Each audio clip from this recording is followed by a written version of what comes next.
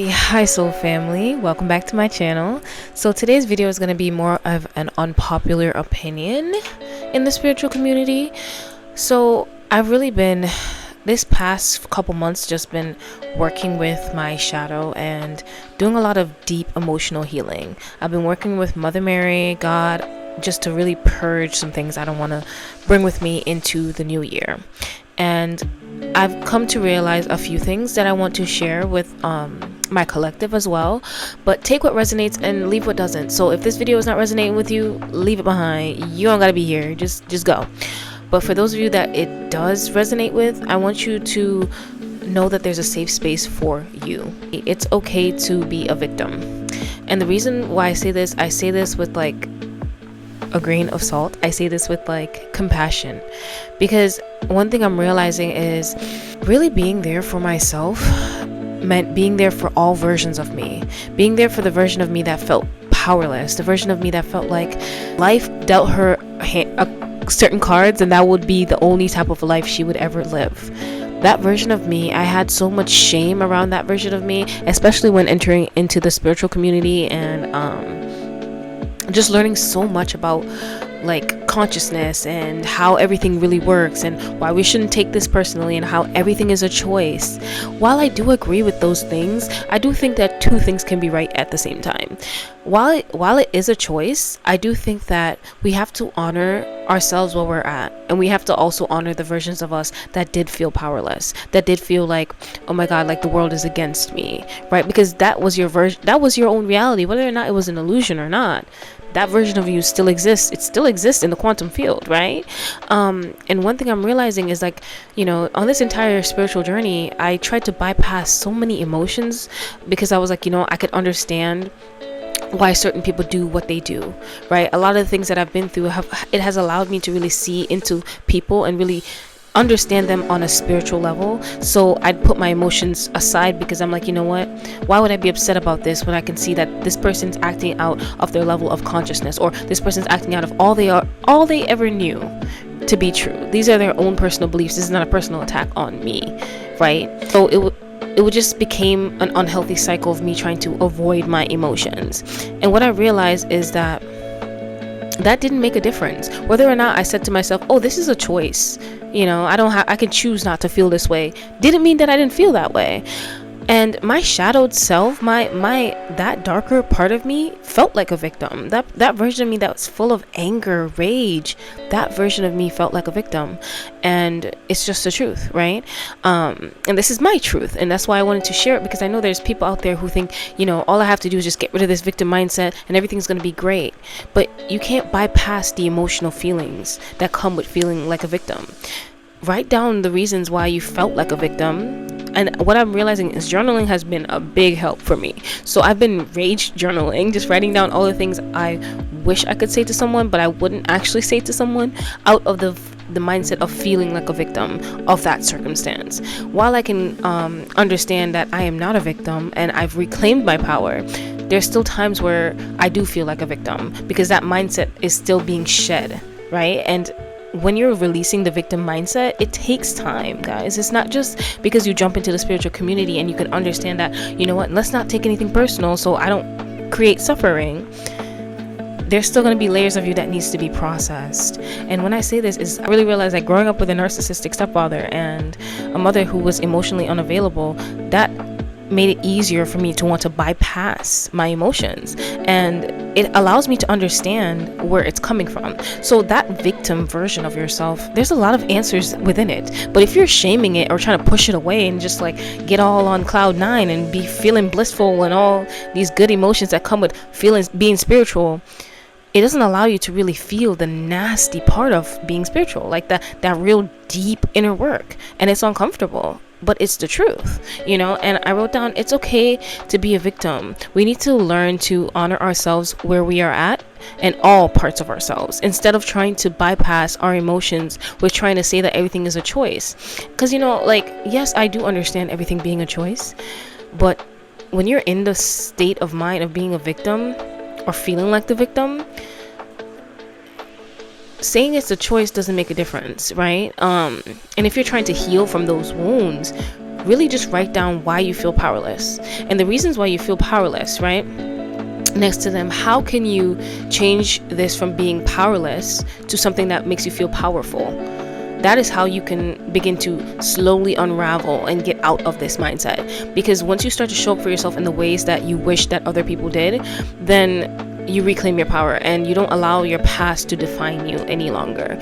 But as far as just saying don't take things personal and there's nothing to forgive certain people for, that is all fun and games. That's great. That's a great perspective. That's amazing. But it doesn't actually help you heal and let go of certain things. We have to be honest that certain things, certain beliefs that we had made the choice to take on in this reality, it hurt, right? It created some form of suffering.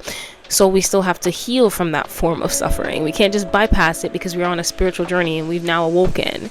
Those dark parts will just get madder and angrier the more you try to suppress it or try to talk it down by saying, you know what?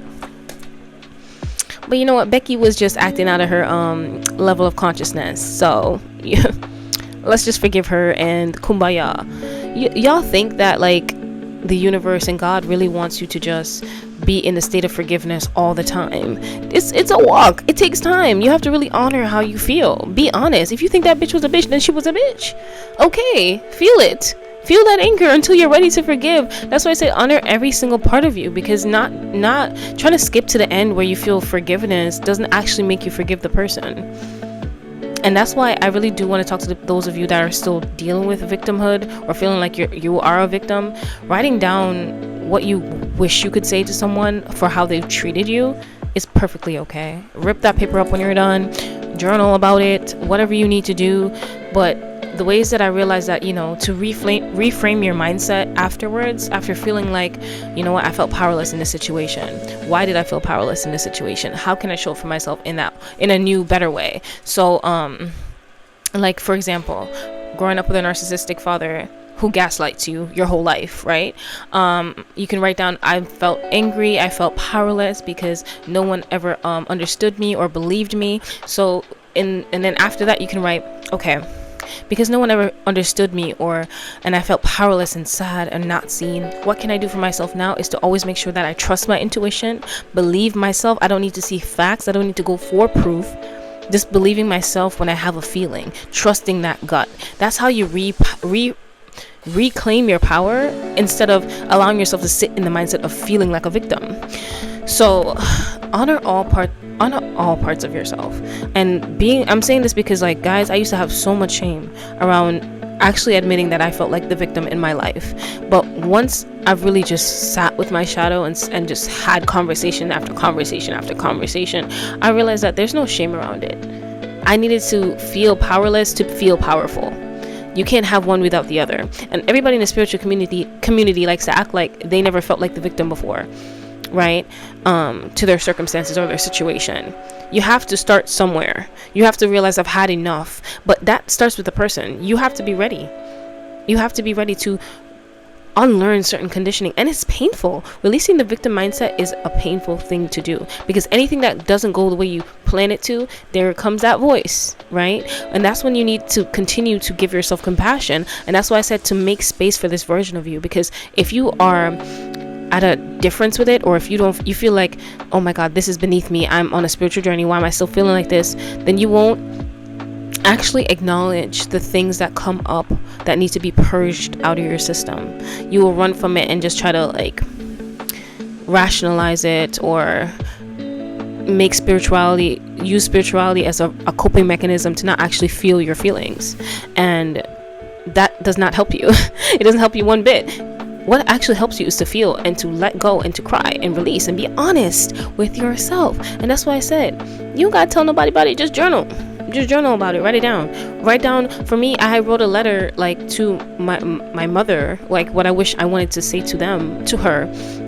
I wrote a letter to my mother in the form of my inner child, what I wish that I had said. And you know how many tears came? Like, yes, I'm at a point in my life where I understand that nothing that was done to me was personal, but it does not mean that my inner child did not feel the things that they felt.